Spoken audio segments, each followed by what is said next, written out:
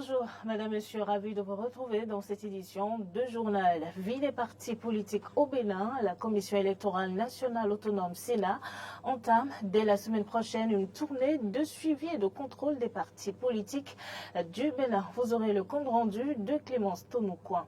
Conférence de presse de la conférence épiscopale du Bénin SEB sur le thème démographie, culture et développement, responsabilité, observation et recommandations. Le compte rendu est à suivre également dans ce journal. Et puis le Niger met fin au pacte militaire avec le Bénin. La junte au pouvoir a justifié cette décision.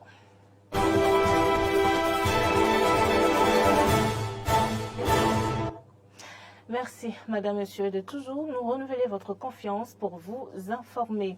La Commission électorale nationale autonome Sénat entame dès la semaine prochaine une tournée au siège des partis politiques.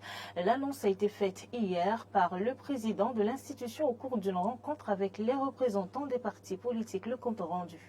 Il s'agit d'une tournée de suivi et de contrôle de l'existence fonctionnelle des partis politiques au regard des tests qui les régissent. L'activité est prévue par le Code électoral et la loi sur la charte des partis politiques. La question de la Sénat,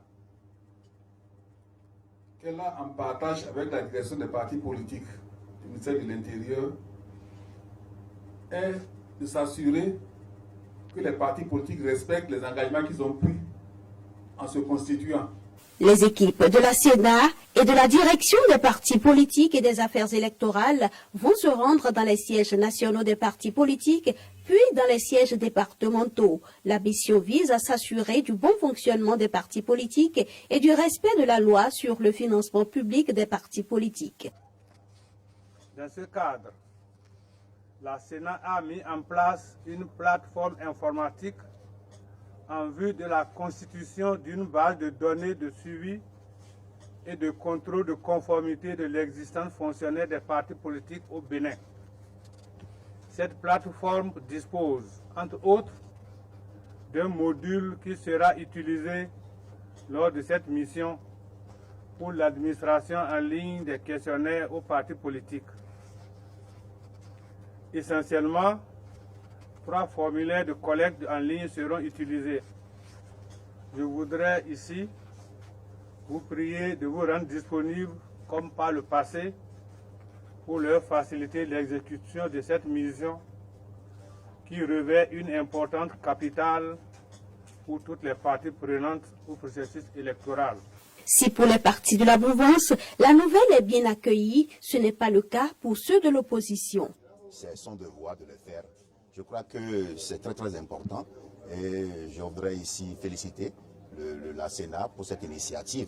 Et ça permet également d'évaluer, les partis eux-mêmes peuvent s'évaluer par rapport à ça pour voir à quel niveau ils sont. La Sénat, il y a quelques lignes, là, on demande quel est le nombre de femmes que nous disposons aujourd'hui dans le parti, le nombre d'hommes, tout ça là on veut voir, tout ça dans les détails. Il va falloir qu'on dise ça jusqu'à tel moment. Parce que chaque jour que Dieu fait, les gens s'inscrivent. Certains aussi s'en vont. C'est une bonne chose, mais nous n'avons pas manqué de, au niveau surtout les partis de l'opposition présents à cette séance, d'attirer leur attention sur le fait qu'il y a mieux à faire que d'aller se balader pour visiter des sièges dans les départements en ce moment. D'abord, la loi ne fait pas obligation aux partis qui n'ont pas le financement public d'accueillir des gens pour venir contrôler ce qu'ils font. Du moment où nous n'avons pas reçu l'argent du contribuable pour aller assurer le fonctionnement d'un siège dans un département, on leur a reprécisé qu'il ne leur revient pas de venir voir si nos sièges départementaux, de quelle manière cela fonctionne. Je pense que si la Sénat a les moyens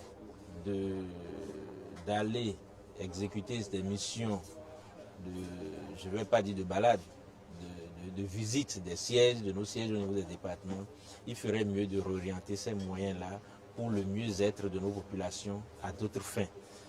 La tournée couvre la période du 18 au 23 septembre 2023. Le Conseil des ministres s'est réuni hier mercredi en présence du chef de l'État.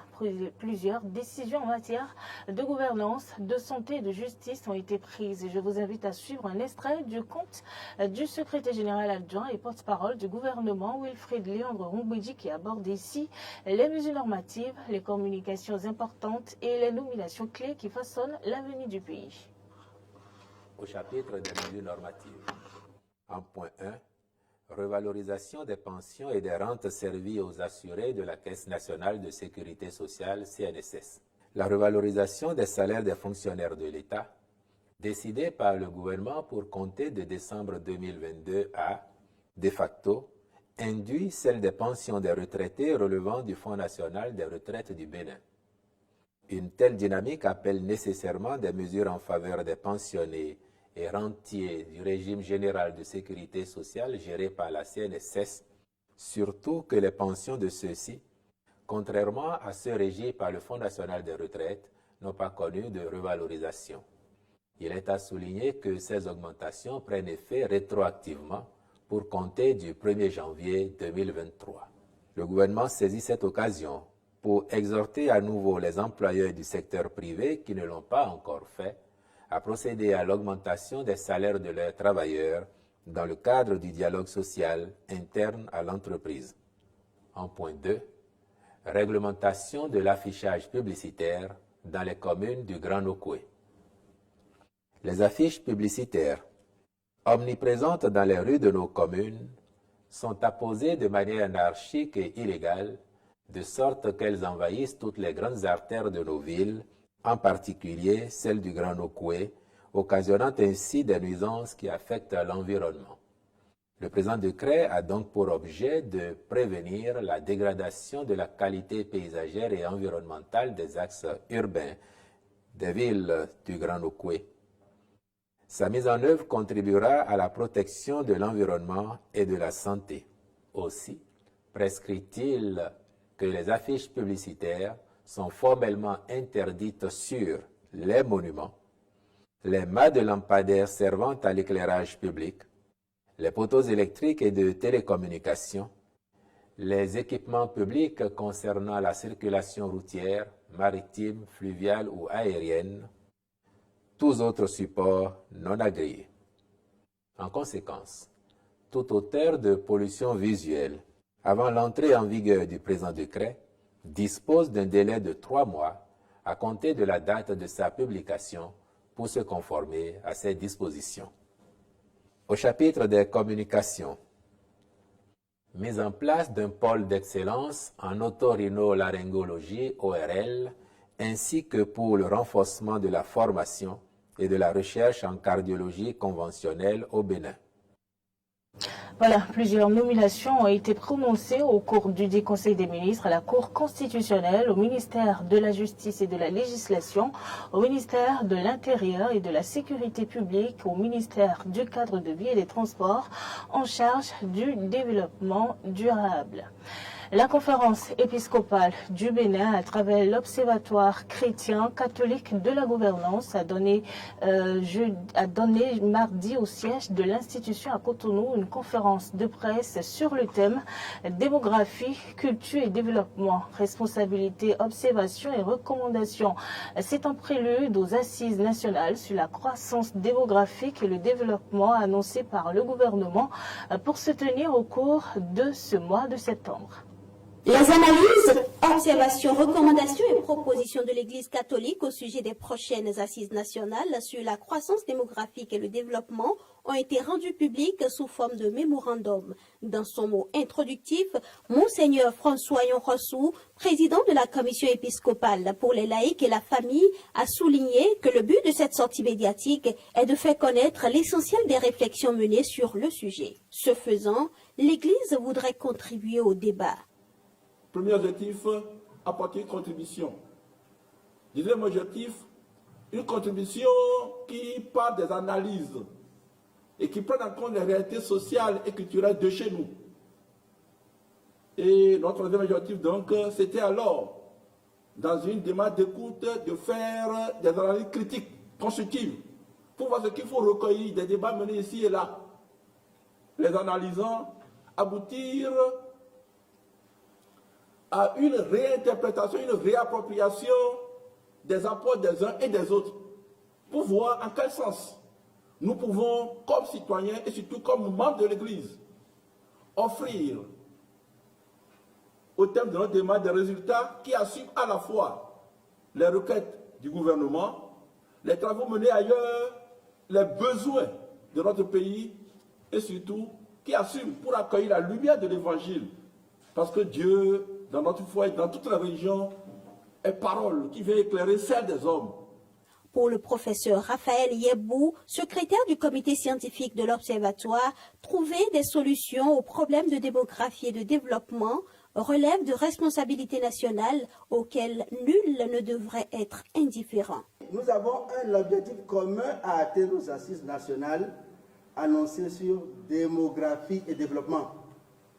Cet objectif, c'est l'amélioration des conditions de vie et l'épanouissement de tous les citoyennes et les citoyens d'aujourd'hui et de demain, à partir d'une vision commune de notre avenir et d'une rupture avec les préconçus et les préétablis qu'on voudrait nous voir reprendre servilement.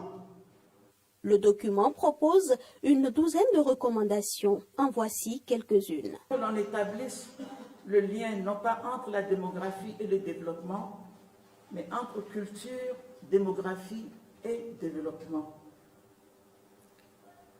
Deuxièmement, que toute décision concernant la dynamique démographique au Bénin soit centrée sur l'homme, avec sa sensibilité culturelle, sa spiritualité et ses aspirations en matière de développement pour être pertinentes et durablement appliquées. 3. Que soient incluses dans les programmes d'animation de la vie publique des sections de formation et d'information sur un modèle consensuel de développement pour le Bénin centré sur l'homme. 4. Que l'on ne perde jamais de vue que le problème de la démographie et du développement est universel. Le mémorandum est le fruit des réflexions menées par l'Observatoire chrétien catholique de la gouvernance en collaboration avec la cellule de sauvegarde de la vie et de la défense de la famille et un groupe de cadres universitaires catholiques de haut niveau. Et puis dans le cadre de la 52e session ordinaire du CIP-UEMOA qui s'est déroulée à Cotonou, les parlementaires de l'organisation sous-régionale ont effectué une visite de courtoisie au président de l'Assemblée nationale. La délégation conduite par l'honorable Abdoulaye Soma, vice-président du CIP-UEMOA, s'est dite très satisfaite. Retrouvons Prince Martial Agouliagbo de Porto Novo pour plus de détails. Une forte délégation des parlementaires du comité interparlementaire UEMOA, CIP-UEMOA, était au palais des gouverneurs à Porto-Novo pour une visite de courtoisie en séjour au Bénin dans le cadre de la 52e session ordinaire de l'institution parlementaire sous-régionale. Les responsables du CIP-UEMOA ont jugé utile de rendre visite à leur père, Louis Béounou-Vlavomon, président de l'Assemblée nationale, pour des civilités. Au terme de l'audience, le vice-président du CIP-UEMOA, l'honorable député burkinabé, Abdoulaye Soma, s'est confié à la presse parlementaire. Le CIP-UEMOA est venu rendre une visite de courtoisie au président, monsieur le président de l'Assemblée nationale du Bénin, parce que le CIP-UEMOA, qui est le parlement de l'UEMOA, tient actuellement sa 52e session ordinaire à Cotonou. Et comme vous le savez, le CIP-UEMOA est composé de 5 députés de chacun des pays membres de l'UEMOA. Et on a des sessions tournant dans les pays. Lorsqu'on est dans un pays, le président de l'Assemblée nationale de ce pays devient notre hôte, notre père. Donc, au cours de nos travaux, on a estimé nécessaire de venir lui rendre cette visite de courtoisie. Et la visite de courtoisie a eu aussi pour objectif de remercier non seulement le président de l'Assemblée nationale du Bénin, mais aussi l'Assemblée nationale du Bénin et le chef de l'État, tous les honneurs qui nous ont été accordés, notamment l'invitation à la cérémonie officielle d'ouverture des championnats mondiaux de pétanque. En sorte que le CIP-UEMOA a bénéficié de la présence du président de l'Assemblée nationale du Bénin en personne, accompagné d'une très forte invitation qui est venue encourager l'ouverture des travaux, ce qui nous a vraiment impacté. Et on est venu ici exprimer notre amitié, notre fraternité, notre convivialité, notre civilité au président de l'Assemblée nationale du Bénin et à travers lui à tout le peuple béninois et aux autres autorités du Bénin. Cette délégation des parlementaires du CIP UEMOA a profité pour visiter les installations de la télévision Hémicycle.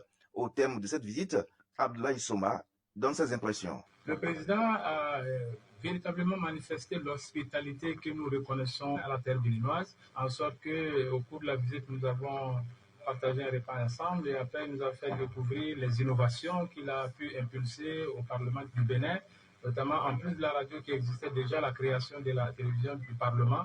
Et nous avons été frappés par la logistique que nous avons vue. Et nous pensons que les autres parlements, où ça n'existe pas encore, pourraient s'en inspirer parce que ce sont des bons outils de promotion du travail parlementaire, mais aussi d'information de la population de façon générale. Donc, nous ne pouvons qu'encourager le président de l'Assemblée nationale du Bénin et tout le Parlement de poursuivre dans cette voie. Et c'est une voie aussi qui peut renforcer le CIP UEMOA. C'était Prince Martial Agoliago depuis Porte-Nouveau pour Eden TV. En dehors du Bénin, le nouvel exécutif nigérien issu du coup d'État a annoncé l'annulation du pacte militaire qui le liait au Bénin. Les autorités béninoises sont accusées d'avoir autorisé le déploiement de soldats et de matériel militaire dans le cadre d'une éventuelle intervention de la CEDEAO. Les détails. Ce pays, face à la situation sécuritaire, politique et économique, a décidé d'envisager une agression contre le Niger au lieu de le soutenir. En effet, la République du Bénin a autorisé le stationnement de militaires mercenaires et matériel de guerre dans la perspective d'une agression voulue par la France en collaboration avec certains pays de la CEDEAO contre notre pays, malgré l'accord de coopération militaire du 11 juillet 2022 liant nos deux États. Le Conseil national pour la sauvegarde de la patrie et le gouvernement du Niger réitèrent leur volonté d'éviter l'escalade et après avoir appelé à plusieurs reprises le respect des obligations du dit accord, décident de dénoncer l'accord de coopération militaire du 11 juillet 2022. La fin de ce journal, Madame, Monsieur, merci de nous avoir suivis. Bonne suite de programmes en la compagnie d'Eden TV.